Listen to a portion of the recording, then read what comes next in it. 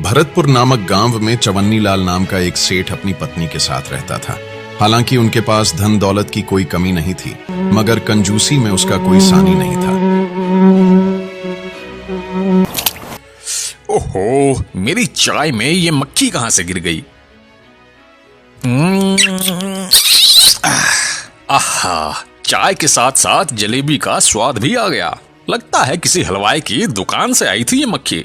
चलो अच्छा है, अब कुछ दिनों तक जलेबी खाने की छुट्टी। हे भगवान, क्या करूं इनकी इस कंजूसी का। हर चीज के लिए इन्होंने मुझे रुला रखा है। सुनिए जी, आज मछली खाने का बड़ा मन हो रहा है, आप बाजार से ले आइए ना। पिछले 1 साल से आपको बोल रही हूँ और आप हैं कि बस टरकाए जा रहे हैं। कंजूस चवन्नीलाल ने सेठानी को बरगलाने की बहुत कोशिश की, पर सेठानी नहीं मानी और मछली खाने की जिद पर अड़ गई। थक हार कर सेठ चवन्नीलाल को मछली लेने बाजार जाना ही पड़ा। अरे भैया, मछली कितने की दी? यह मछली 100 रुपए की है सेठ जी। अरे यह तो बहुत ज्यादा है भाई, तुम तो बहुत ठग रहे हो यार। जहाँ से तुम लाते हो वहाँ इतने की थोड़ी न मिलती होगी। मैं ठग रहा हूँ सेठ जी? जाओ तो फिर उससे खरीद लो जो थोक रेट पर बेचता है, उसके पास चले जाओ। अब कंजूस सेठ चवन्नीलाल थोक रेट की दुकान पर पहुंच गया और वहां दाम पूछने लगा। अरे भैया, ये मछली कितने की दी? यह मछली 80 रुपए की है सेठ जी। सेठ चवन्नीलाल को वो दाम फिर से बहुत ज्यादा लगा। ओहो, अरे भैया, ये तो बहुत महंगी है भाई, इतने की तो मैं नहीं लूंगा। वैसे भी जहाँ से तुम ये मछली लाते हो वहाँ इतने की थोड़ी ही मिलती होगी। हाँ भाई हाँ, क्यों नहीं, हम तो नदी से मछली लेकर आते हैं, वहाँ बिल्कुल मुफ्त मिलती है। जाओ और वहीं से जाकर ले लो। सेठ जी को यह बात रास आ गई। अरे जब मुफ्त में कोई चीज मिल रही है तो फिर मैं उसे पैसे देकर क्यों खरीदूं? नदी से ही निकाल लेता हूँ मछलियाँ, 4 पैसे तो बचेंगे। ये सोचकर सेठ चवन्नीलाल नदी की खोज में निकल पड़ा और आखिरकार कुछ दूर चलने के बाद उसे एक नदी मिली। आहा वाह, अरे मिल गई नदी।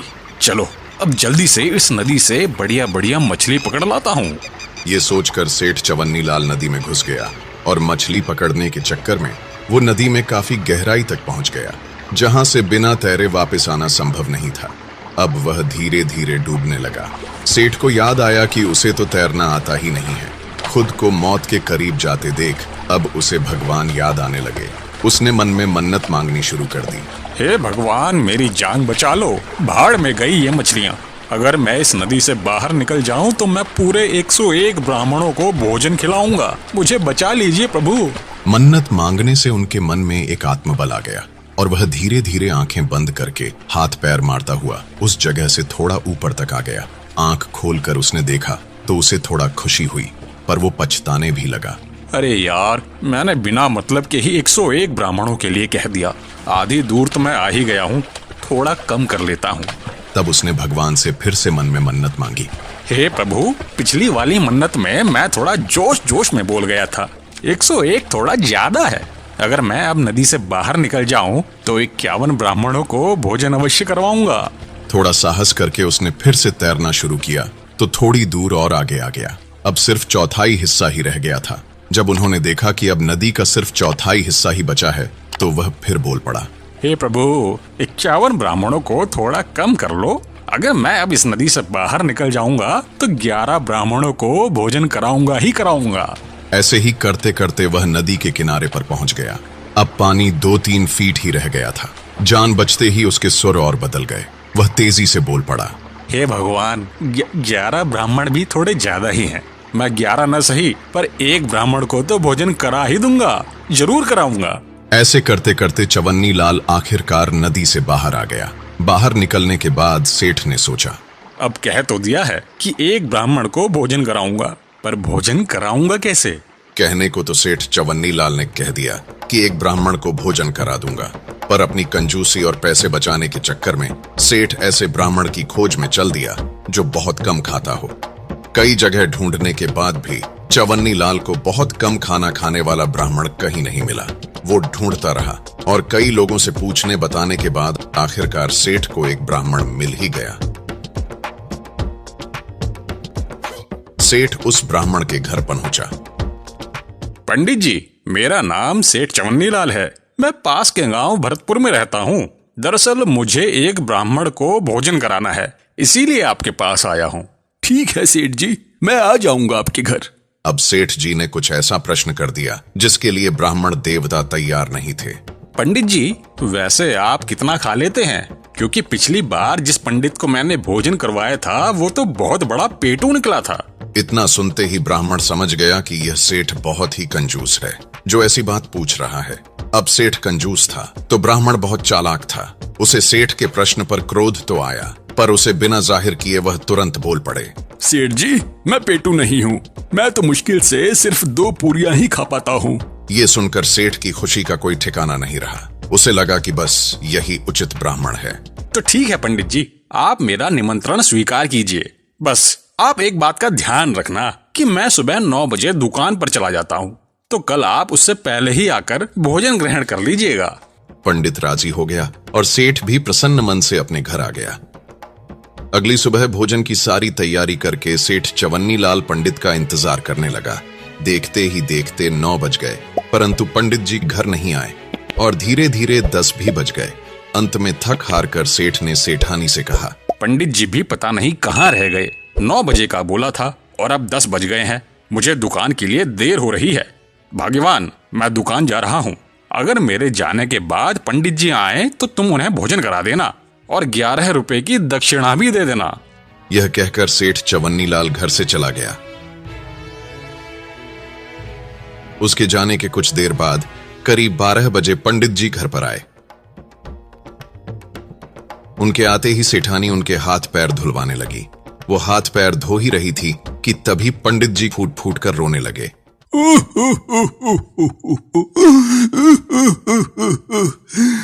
क्या हुआ पंडित जी, आप रो क्यों रहे हो? क्या बताऊं सेठानी जी, इस घर में तो मैं कई वर्षों पहले भी आया करता था, जब तुम्हारे सास ससुर जिंदा थे। बस अभी तुम्हारी देवी जैसी सासू माँ की याद आ गई। वह जब भी भोजन के लिए बुलाती थी तो हाथ पैर धुलवाते समय मुझे 5100 रुपए देती थी। इतना सुनते ही सेठानी तुरंत भावुक हो गई। सासू माँ नहीं है तो क्या हुआ पंडित जी, मैं तो हूँ ना, मैं उस रीत को नहीं बदलूंगी। सेठानी ने 5100 रुपए लाकर पंडित को दे दिए। पंडित जी बड़े खुश हुए। इसके बाद सेठानी ने पंडित के लिए 2 पूरियों का बढ़िया सा भोजन लगा दिया। पंडित ने पेट भरकर भोजन किया और भोजन खत्म करने के बाद वो एक बार फिर से फूट फूट कर रोने लगे।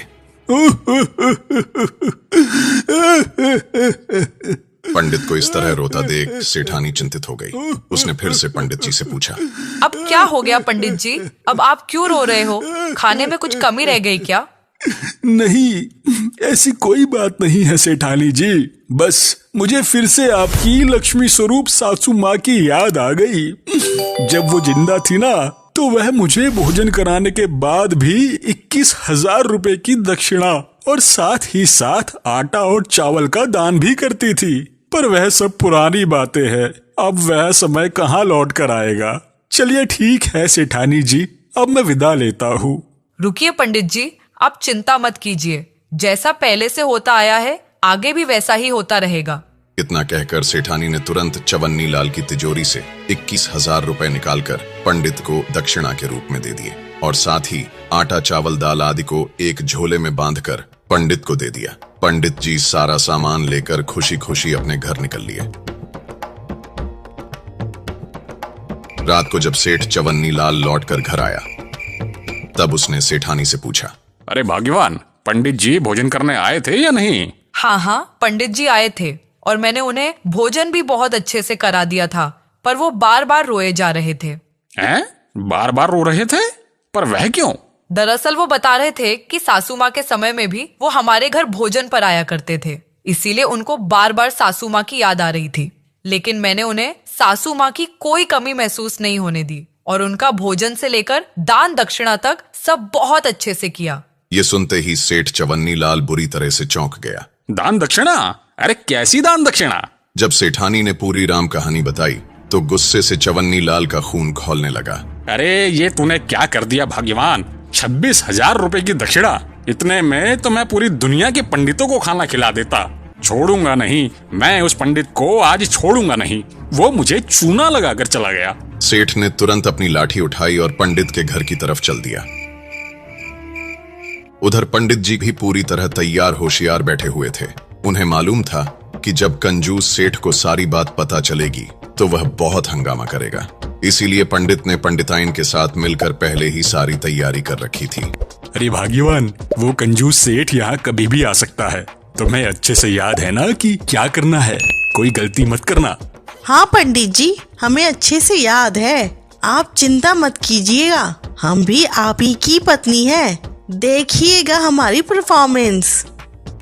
कुछ ही देर में सेठ चवन्नी लाल बिलबिलाता हुआ पंडित के घर पहुंच जाता है। पंडित, अरे ओ पंडित, बाहर निकल। सेठ की आवाज सुनते ही पंडिताइन तुरंत पंडित को एक सफेद कफन उड़ा देती है। वहीं काफी देर तक जब पंडित बाहर नहीं आता तो सेठ गुस्से में घर के अंदर चला आता है। चालू हो जाओ भाग्यवान, सेठ जी आ गए हैं।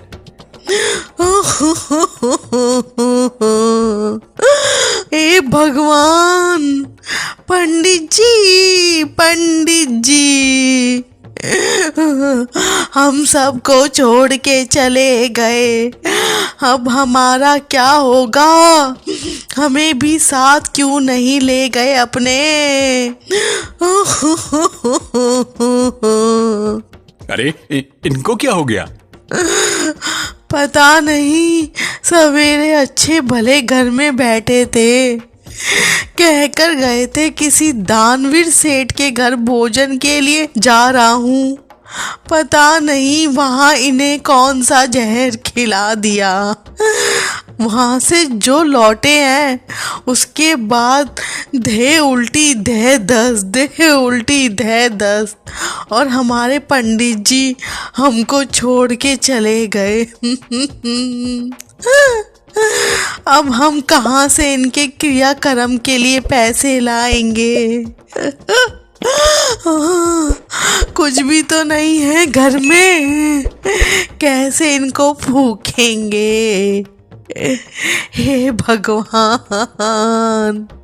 इतना सब कुछ देखकर सेठ चवन्नी लाल बहुत घबरा गया। हे भगवान, ये पंडित तो मेरे ही घर से खाना खाकर लौटा था। कहीं ये बात गांव में फैल गई कि मेरे खिलाए खाने से इसकी मौत हो गई है तो मुझे तो जेल हो जाएगी। ये कहाँ फंस गया मैं।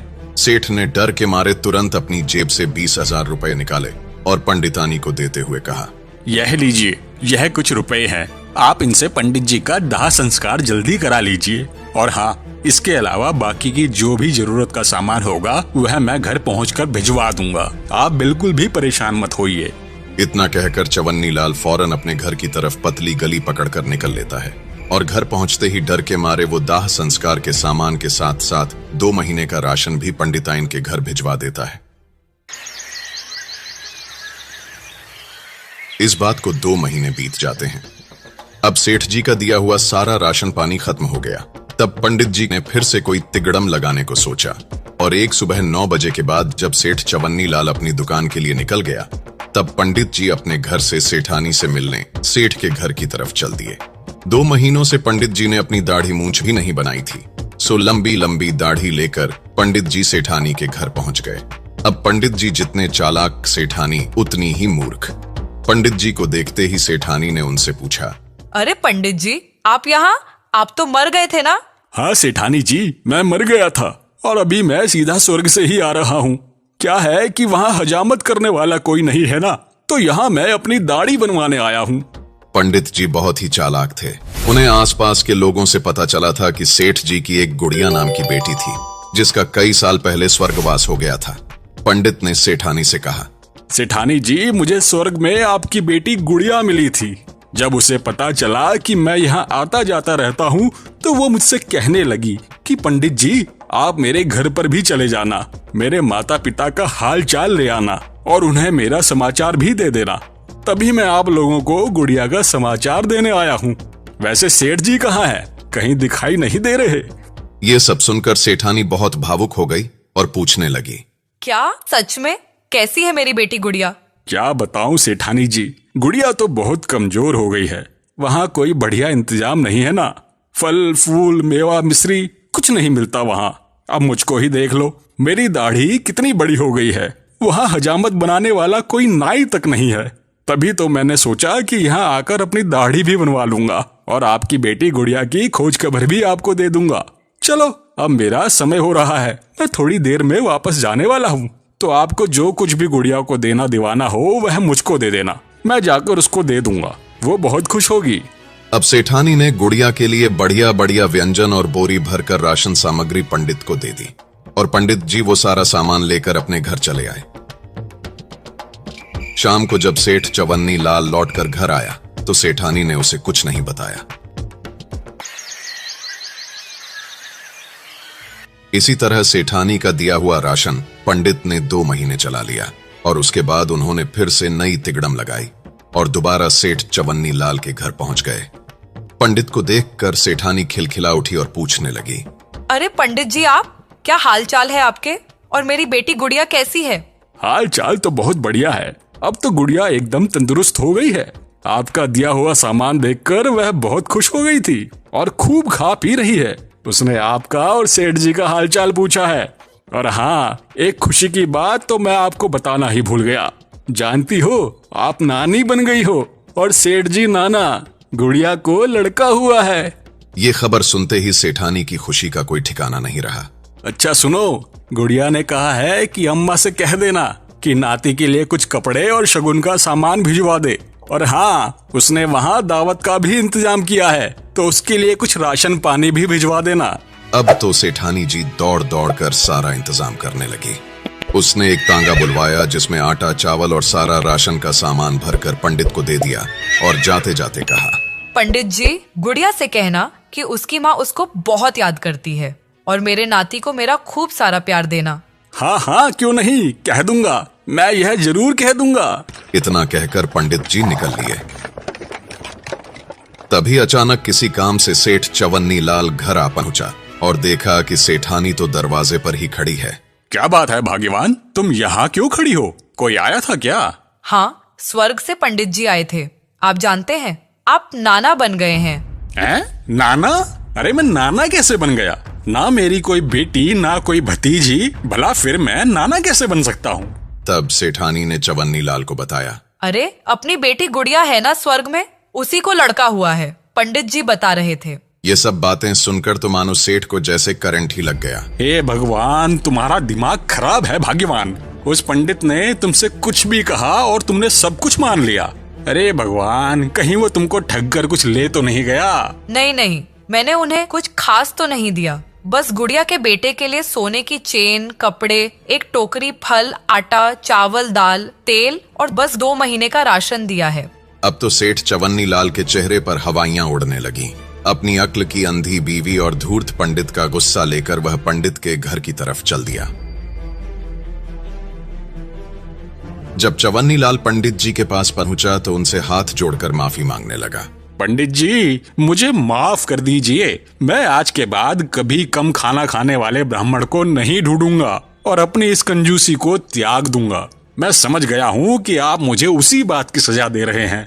ठीक है सेठ जी, मैं आपको माफ करता हूँ, लेकिन आज से आपको हर महीने मंदिर जाकर वहाँ बैठे गरीबों और साधुओं को भोजन कराना होगा और साथ ही उन्हें 251 रुपए की दक्षिणा भी देनी होगी। मुझे स्वीकार है पंडित जी, मुझे माफ कर दीजिए। हर महीने गरीबों और साधुओं को दावत भी खिलाऊंगा और साथ ही साथ 251 रुपए की दक्षिणा भी दूंगा। पंडित ने सेठ चवन्नी लाल को माफ कर दिया और मुस्कुराते हुए बोले, जाओ, अब आप चैन से रहो। दोस्तों, कहानी अच्छी लगी तो लाइक जरूर करें और ऐसी ही मजेदार कहानियों के लिए इस चैनल को सब्सक्राइब करना बिल्कुल न भूलें। तो मिलते हैं एक और अनोखी कहानी में। तब तक स्वस्थ रहें, मुस्कुराते रहें।